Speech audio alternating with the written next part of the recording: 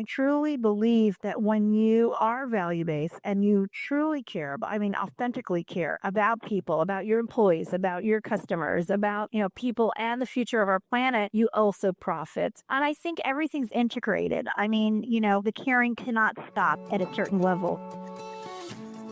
Top leaders, meaningful conversation, actionable advice, bulldoze complacency, ignite inspiration, create impact. Produced by the Southwestern family of companies. This is the Action Catalyst.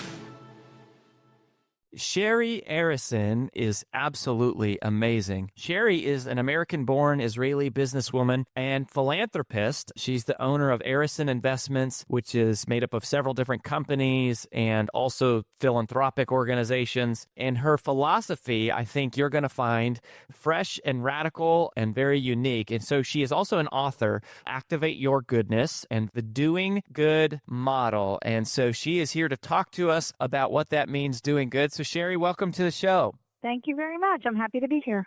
So you have this philosophy, Shari, doing good is good business. So can you just tell us, what does that mean and how did you kind of come up with that?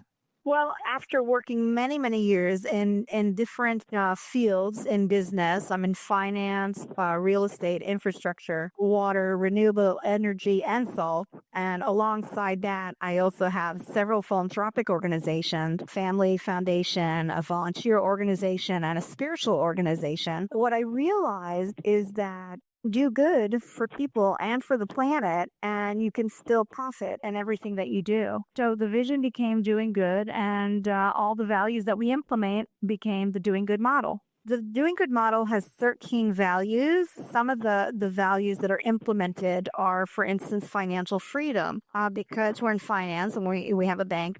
Through the doing good model, we realize that being in finance, we can really educate people and give them the tools to make the right choices so that they can prosper and grow. So that's an example. Another example is in sustainability. Our real estate and infrastructure company builds the 100% sustainable. So since we have this sustainable information, why not implement sustainability throughout all of our companies and all of our organizations? So that's how we take value by value and create practical tools for implementation across the board. It's funny, for years, I'm talking years back when I talked about sustainability, when it wasn't even a word that anybody understood, the main issue was how can you build sustainable and make profit? And we've proven that it can be done.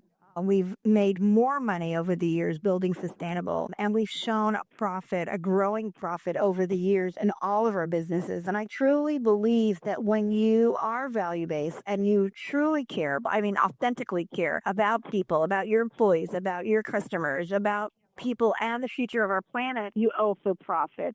So let's talk about the planet for just a second, because that's a part of this that you also feel like any investment that you have made to protect the environment is something that has just it's come back directly in a bottom line profits. Yes, definitely. And I think everything's integrated. The caring cannot stop at a certain level. It's caring about the individual and doing good individually for oneself and one's surrounding. And that includes interpersonal relationships, that include, all the ever widening circles, and that includes our environment.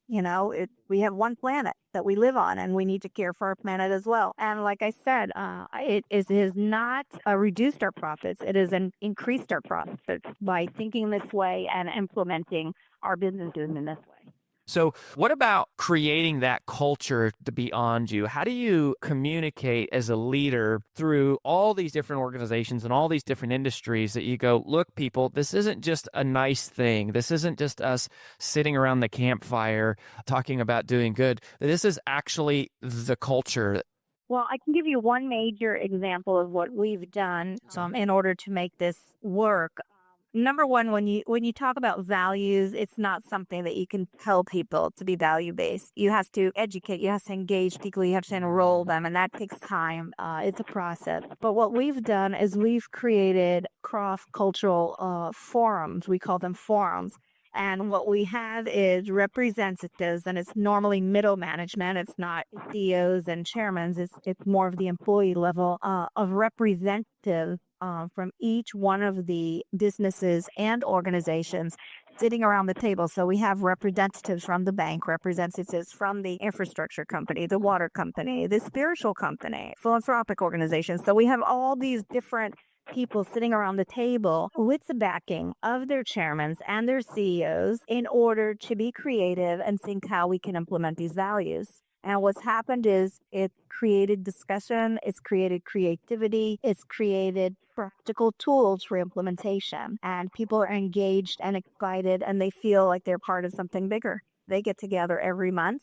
We have it in the middle of the year and at the end of the year, we have a conference of all of the companies coming together, showing what's actually been implemented. So, it's not just something written, it's not something on the wall, you can actually see what's been done. So, for instance, I think one of the values in volunteering, for instance, so we created Good Deeds Day, and we had 61 countries already that joined in for Good Deeds Day. We had 3 million hours of volunteering on that day. We have all of our companies involved in Good Deeds Day. It crossed all cultures, all boundaries, all ages, and people come together and do a good deed for the benefit of others, each one in their own way. So that's something concrete, something that can be measured. And we do this with all of our values.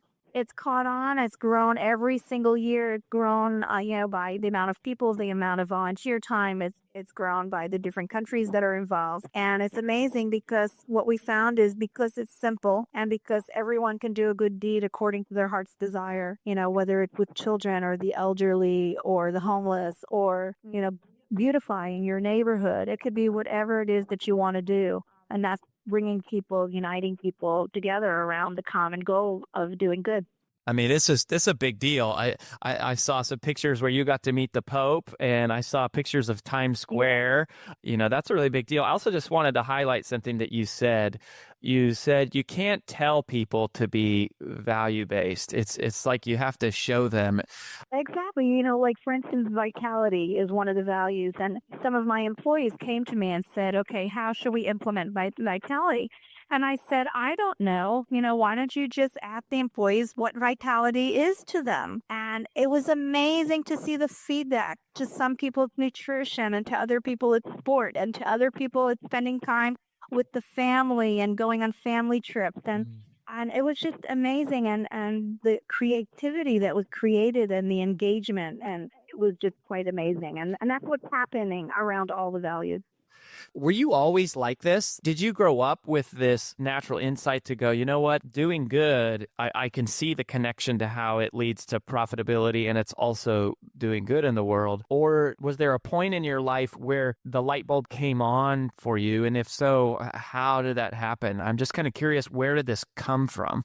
Well, I always cared about people and I always cared about humanity and the planet. It's something that was bigger than myself. And I always thought about ways that I can do my part. I always felt that, we all have the responsibility to make a difference. If we want to see a collective positive future in the world, we each need to do our part. And I've always tried to do my part. I think the light bulb that came up was the switch between doing it in a way that was hard and tiring. And, I almost felt sick at one point. I was going uphill all the time. And that's why I realized that I didn't need to go into the dark places and turn on the light. I could just grow the goodness and grow the light. And there's a lot of organizations out there that are doing really great things, people who really care. And I think that if we put all our forces together, we can grow that goodness. And that's what the Doing Good model is all about, coming together, all of us and growing the good in the world.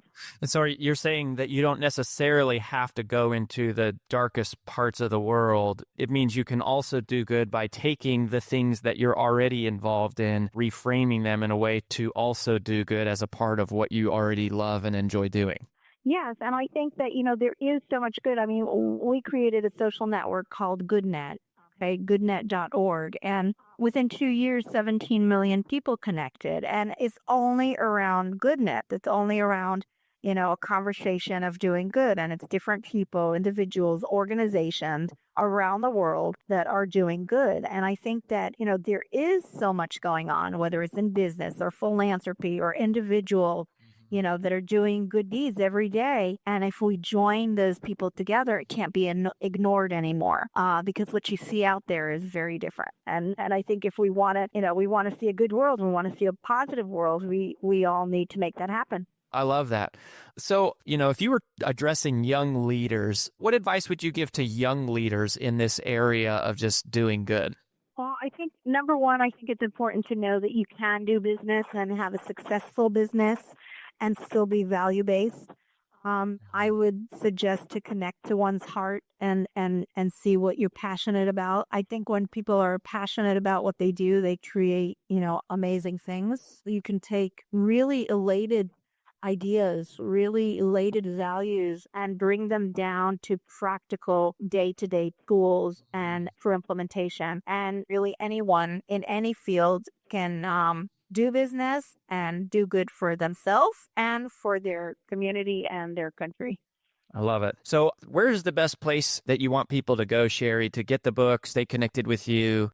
Well, they can go, of course, to Amazon or Barnes and Noble, but also they can go to thedoinggoodmodel.com. They could either purchase the book or get information there. So, my last question for you is what is next for somebody like you? I mean, you're still involved in a lot of things. Why? What's driving you? Well, it's interesting because I've been having a lot of discussions about this with my children and with my management team. And I think my biggest issue is that everything that's been done be sustainable because, the doing good model is bigger than me and doing good and good deed day is way bigger than me. I mean, it's already in 61 countries. And so my dream right now is to just make sure that all of this is sustainable and continues without me because I'm not the issue. The issue is the future of all of us, our collective future. And that's what's important to me. Thank you for what you do, Shari. We really appreciate you and we wish you the best. Thank you. Thank you so much. If you enjoy this podcast, please make sure to subscribe. And to stay updated on everything that the Action Catalyst is up to, make sure to follow us on Facebook and Instagram at Action Catalyst Podcast and on Twitter at Catalyst_Action. And as always, thanks for listening.